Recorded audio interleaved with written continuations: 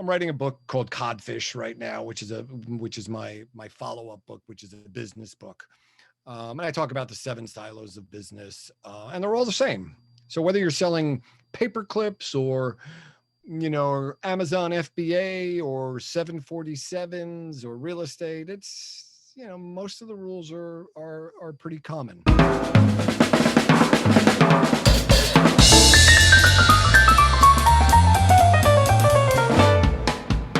right, we are recording.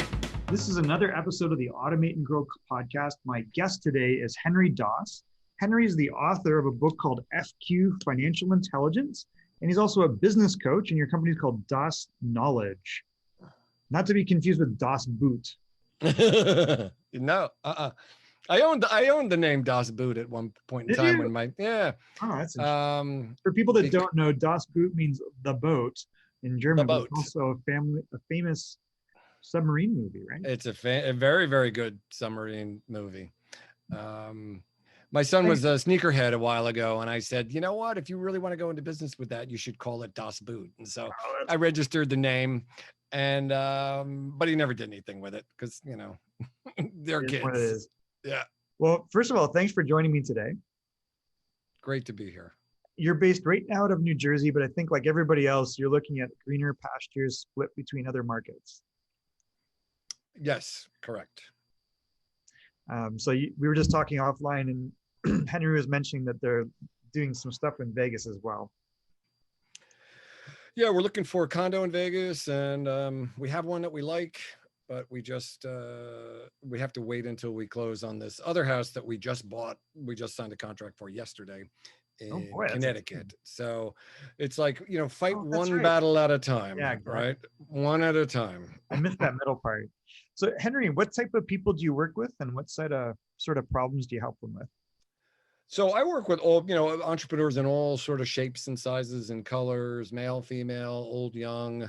Doesn't really matter what business they're in. Philosophically, I believe about 90% of all businesses are the same.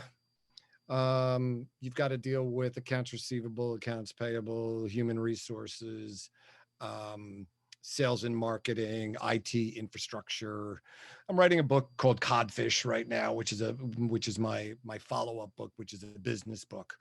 And I talk about the seven silos of business, and they're all the same. So whether you're selling paper clips or Amazon FBA or 747s or real estate, it's most of the rules are pretty common. Just that last 10% that differentiates businesses between services and products and other stuff like that. And I work remotely. So I've worked with people on every continent except Antarctica, which is apparently devoid of entrepreneurs. And I like it. I think it's pretty much what I was put on earth to do. I mean, that's a big statement. So that's amazing to hear. How did you get started in this? Well, I started as an entrepreneur back in almost 30 years ago. 91 is when I started my first business with a business partner. So I've had a series of businesses, some really, really good, some not so much. One I like to call an ignominious failure. I had a partner who committed suicide, jumped off a bridge. I wrote about it in my book. A lot of business lessons in there, and partnering with people who do, rash things like, killing themselves over money, like George Bailey and It's a Wonderful Life. So a lot of business experience. And about, somewhat less than 10 years ago, pretty much at the early part of this decade, about the time I turned 50, I said, what's the next act going to be? And I sat down and I really thought, for the first time ever in creating a business, I actually thought about what I wanted the business to be, instead of just being opportunistic and having some business land on my lap and saying, yeah, let's start a business around that, which is the way many entrepreneurs start. That is true. So what sort of entrepreneurs do you typically work with these days, and what sort of projects are they working on? A lot of tech companies, a lot of folks who are in SaaS related businesses, and that really is where the trend in entrepreneurship is. Things are online now. You start online. I'm one of those old school boomers who remembers life before internet and cell phones and ATMs. I even go that far back where you used to have to go to the bank on Saturday morning Oh boy. if you were school age, because it was the only time you could get there. So, we're taking a real trip down memory lane there. Yeah, the barriers to entry for those types of businesses are nominal. Cash requirements, you can bootstrap a business pretty easily these days. True. And I was actually talking to a lot of different entrepreneurs during the COVID and looking for the meta trends. I was just having a conversation with my wife this morning about how I think one of the huge trends is going to be in mobile businesses. I just called a company this morning that a friend of mine told me about that does mobile oil changes. Oh, that makes sense. Because I'm thinking I got to have my oil changed. It's a headache. I got to go. I'm not allowed into the place. I got to leave it. I got to deal with that. And last year, someone had told me about a mobile tire company where they show up and they put tires on your car. And so I thought, wow, that's interesting. And it never occurred to me that they would do mobile oil changes, but they do. They show up right at your door, and you go online. They even have an app. You click a bunch of things, you set up an appointment, and they will show up and change the oil on my car. That That's makes a lot of sense. pretty cool. Yeah. So I see that as a real big trend. I know we used a mobile dog groomer. You'll see them around. If you ever watch Dumb and Dumber, it's like the guy with the car. Oh yeah, That's like a furry dog, right? So that's like, there's real stuff. So think about it right now. Think about the opportunities for creating mobile businesses in almost anything. Very true. And I think apps have certainly influenced that. I mean, I was looking back. Yeah. I'm writing a new book as well called Form Your Own Pack. And part of it is I'm like, well, if you could predict the future, because you want to form a pack of people that have a similar vision, right? Mm-hmm. But if you could predict the future in 2010, what would you have seen? And it's, we're kind of hindsight. And it's like, well, a lot of what we have seen is a result of a couple of things. One is mobile, right? Right. Like the mobile app changed the way software development happened. It, the cloud and web-based browsers. So it's really interesting to see. And you kind of hit on the head, like the barriers to entry have dropped. It's like suddenly, in 2001, 2011, sorry, everyone had an app idea. Yep. But they built real businesses out of it, right? Like there was everything from Airbnb to Uber to with the Postmates, like none of that was possible before. No, that comes down to the idea that there was an inflection point where broadband got to the point where it wasn't quite ubiquitous, but it had made enough of a penetration. Because I remember 99, 2000, 2001, where it was web 1.0 and everything was a website, right? So everybody came up with a website. Problem is there was no bandwidth. I mean, our first internet connection, which I got in my office in New York City back in 94, 95, was a 1.5 megabit ISDN line. I remember being excited about that. And I had it split so that I could route it to my apartment. So I had an ISDN node in my apartment and in my office, so I could piggyback on top of that. Now I lived on 14th Street in New York City. If you can imagine, when I put my first Wi-Fi network up, it was the only one. That's not crazy. That's so I remember it so distinctly. I was an early adopter. Only one was my Wi-Fi. I was very involved with a company called Rhythms Canada, and Rhythms, we were building DSL for all these ILEC and CLEC, and all the ISPs. So yep. I know that transition very well. And then I went into the wireless industry, or back to the wireless industry. So in your book, you talk about lions, tigers, and bulls and bears. So what is that about? Oh my! Well, the book is the book is 18 chapters. So basically, I'm also a screenwriter. I've written 11 screenplays. So I Oh, cool. structured it like a 3-act story. So the first 6 chapters are where I talk about psychology of money, something I call the thick green line, which is the arc of your age versus your net worth. I mean, a lot of people, especially if they have student debt, they'll get to be 30 years old and they'll be in the red, right? You've lived, 3/8 of your life, assuming you live to be 80, and you've got no money to show for it. In fact, in many cases, you might be in debt. So now you've got this rather narrow runway if you're going to retire at 65 of 35 years to build everything that you need to cover everything in life: houses, kids, medical, retirement, all of that stuff.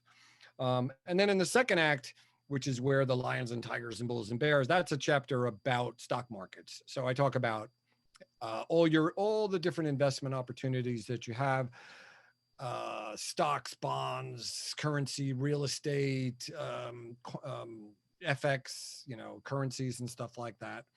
And then in the third chapter, I kind of wrap it up with all of the other sort of odds and ends, things that bear traps. I have a chapter called Gypsies, Tramps, and Thieves, the old Cher song, which is about all the various nefarious people that are out there trying to steal your money and things, Ponzi schemes and NLM and airplanes and all sorts of different stuff. And then I talk about retirement and Social Security and, death and dying, all those things that you need to prepare for when you get to that sort of final act of your life. Yeah.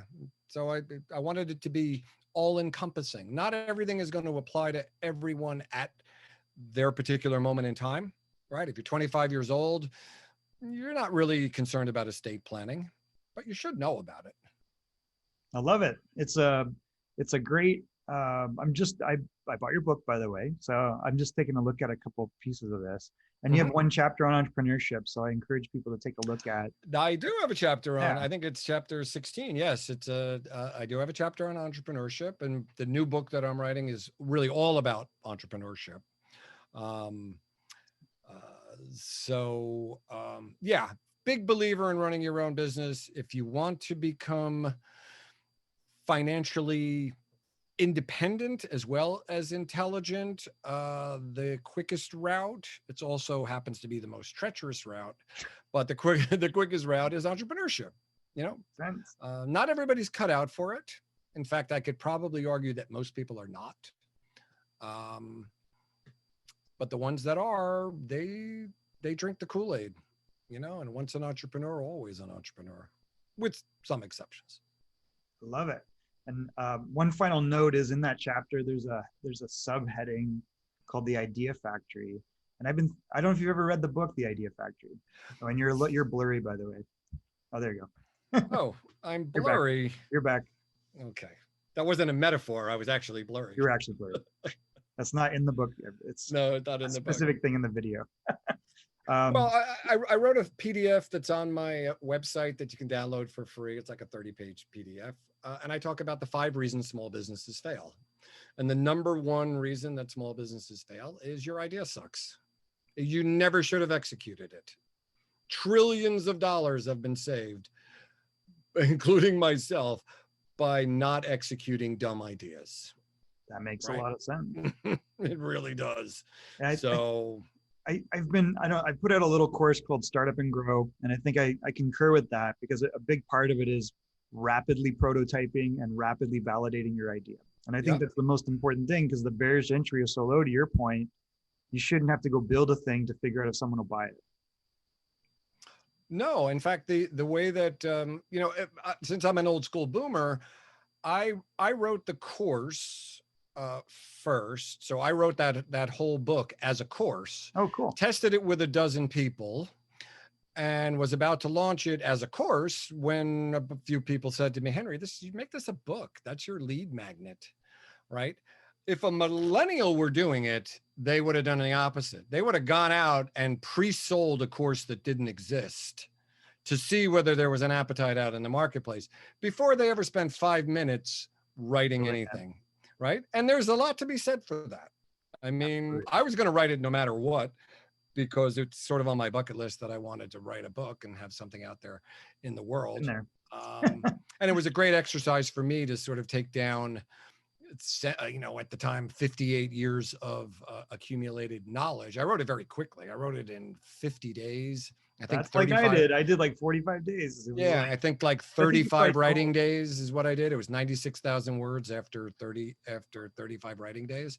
wow. So it just kind of poured out of me. It's, I've written screenplays in a week. Yeah, that's amazing. I've also written screenplays in 18 years, so sometimes things flow. I call them creative spasms. So when you have a creative spasm, don't fight it, go with it, I love it. and get it all out. Well, I encourage people to take a look at FQ Financial Intelligence. It's on Amazon. Is there anything we haven't touched on that you want to make sure that we do? And how do people get in touch with you? So you can get in touch with me. You can go to my website, Daas Knowledge, DAAS Knowledge. And apparently Daas means knowledge in Hebrew. A couple of years ago, I was talking to a guy and he said, do you understand that that's redundant? I said, what do you mean? He goes, well, Daas, which is how you would pronounce it in Arabic, D-A apostrophe A-S, it actually means knowledge in Hebrew. So I said, I had no idea, but thank you for sharing that. So dasknowledge.com, you can find, there's a bunch of PDFs. There's a money mindset quiz you can take, and you can schedule a call with me. And I'll send you all the stuff for the show notes, but I give away 1 month of free coaching to anybody who clicks through from a podcast. Oh, cool. So you can schedule that with me. I do that as a freebie. It's 1 month. So we would have 4 sessions. Great. We could talk about entrepreneurship. We can talk about money. We can talk about baseball cards. We can talk about whatever you want to talk about. There you go. I encourage people to talk about money or entrepreneurship. Yeah. Nothing wrong with baseball cards.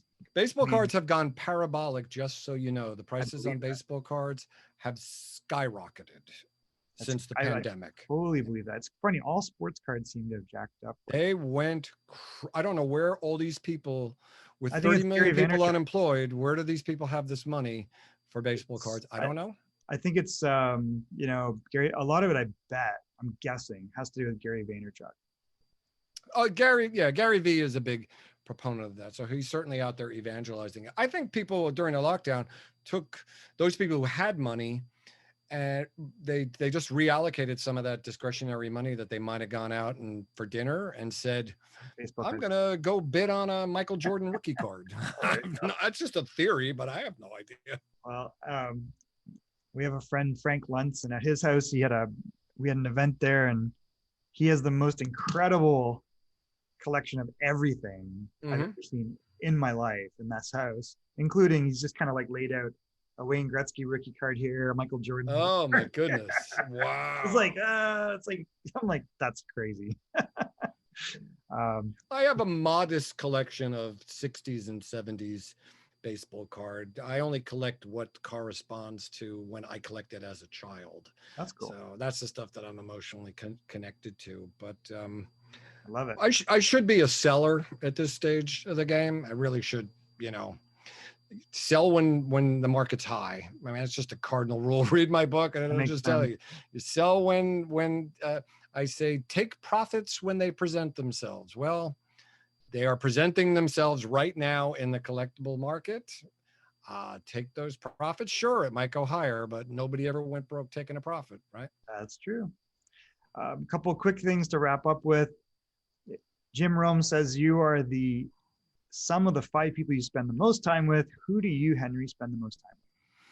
I spend the most time with my wife and my 3 boys and my dog Elvis. So maybe not 5 people, but 5 carbon-based life forms, right? It counts. How are you, Henry, changing the world? I'm sorry, repeat that. How are you, Henry, changing the world? How am I changing the world? I am helping people level up their entrepreneurial and their financial world. So when you meet me and we start working together on any of these things, you will see your life improve. Period. That's amazing. Hard stop. That is an excellent promise. And we will include in the show notes, by the way, the link to Henry's offer of a month of coaching. So that's an amazing offer. The final thing is, when we have interesting guests on the podcast, we like you to nominate other interesting guests. We typically talk to experts or entrepreneurs about the person they serve and problems they solve. And if they have any insight into automating and growing a business, that's even more important. So who would you, Henry? And the first thing that pops to your head is usually the best, but not always. Who would you, Henry, like to nominate as a future guest of Automate and Grow? You should talk to my former client, Michael Erickson at AdBadger, adbadger.com. And if you want me to make an introduction for you there, they do some, their AdBadger is automation for Amazon sellers to optimize your ad spend and such. That's kind of what you're talking about, right? Exactly. Yeah. That's a form of automation. So yeah, we worked together for a couple of years, and then he sort of flew the nest. He said, okay, I'm ready to fly on my own, which is what happens in coaching. We don't create dependencies. I love to see it when people fly the nest. And I just got his update the other day. I'm on his list for his like insider updates of proprietary stuff, and they released their 2.0 software, and it's like, yeah, do that. That's good. Love it. All right, so Michael Erickson of AdBadger, you've been nominated by Henry to be a future guest on Automate and Grow. Henry, feel free to stay in touch and come back anytime. And awesome. I appreciate, I want to acknowledge you for the great work that you're doing and would love to help you as well. You were mentioning off camera about teenage entrepreneurs and the program that you're doing. Let me know. I'd be happy to contribute to that if I can in any way. That'd be awesome. Yes. Thank you so much. No problem. This has been another episode of the Automate and Grow podcast. We will see you and hopefully Michael Erickson on a future episode of Automate and Grow.